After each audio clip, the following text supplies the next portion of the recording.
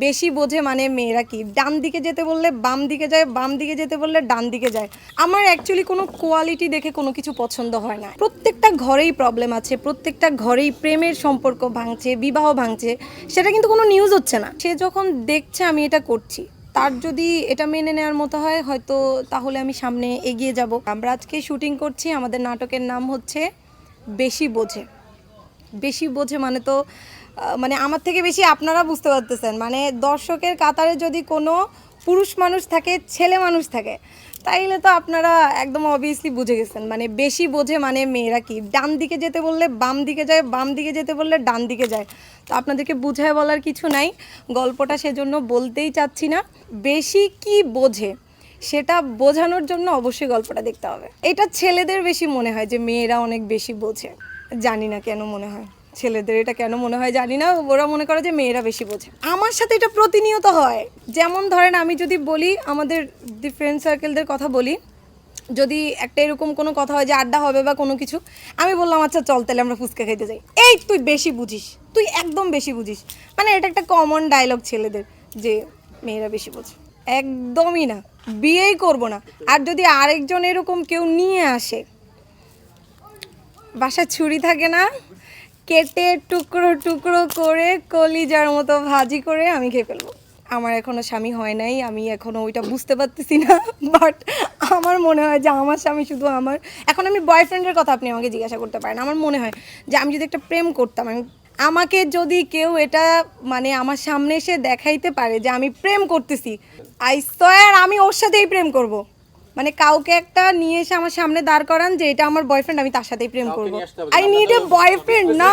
আমার অ্যাকচুয়ালি কোনো কোয়ালিটি দেখে কোনো কিছু পছন্দ হয় না। একটা মানুষকে দেখার পরে, কথা বলার পরে আমার যদি মনে হয় যে আমি এই সময়টা তার সাথে থাকতে পারছি বা কালকে তার সাথে আমার থাকার ইচ্ছে জন্মাচ্ছে, আমি তার সাথেই থাকবো। বাট ওই যে কেমন পছন্দ হবে ব্যাপারটা এরকম না যে আমি আলু কিনতে গেছি, আলুটা বড় হবে না ছোট হবে, ভালো হবে কিনা, সুন্দর হবে কিনা। একটা মানুষকে অ্যাকচুয়ালি এভাবে জাজ করা যায় না। মনের মানুষ ছিল কিনা, মনের মানুষ ছিল, এখন নাই। কেন নাই আমি আসলে নিজেই জানি না কেন নাই। আমি হঠাৎ করে একদিন শুটিংয়ে গেলাম, শুটিংয়ে গিয়ে আমি 2 দিন আউটডোরে শুটিংয়ে গেলাম।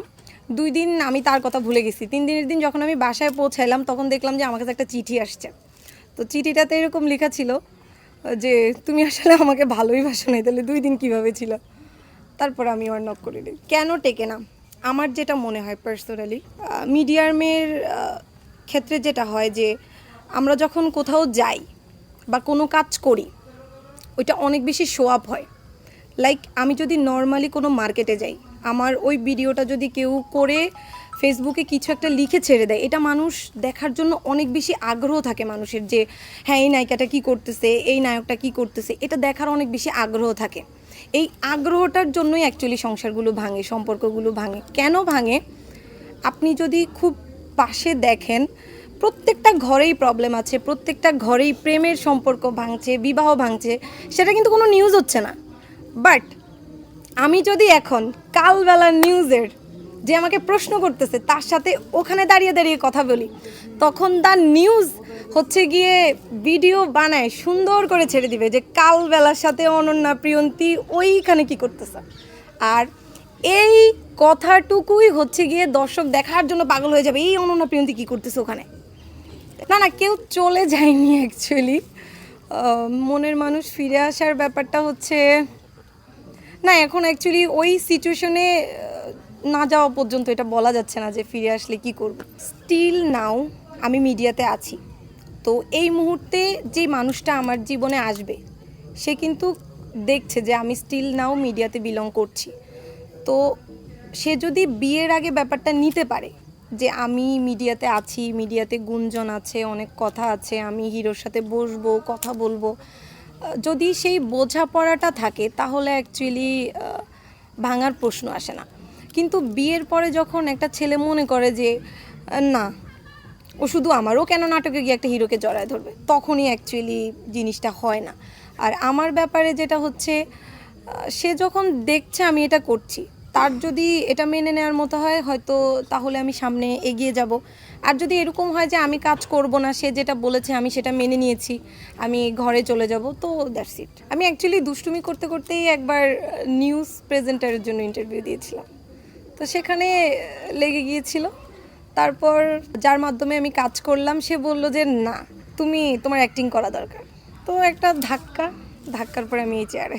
নায়িকার শব্দটা যখন লেগে যায় তখন অফার খুব আসে, মানে অফার থাকে, এটা আসলে না বলার কিছু নেই।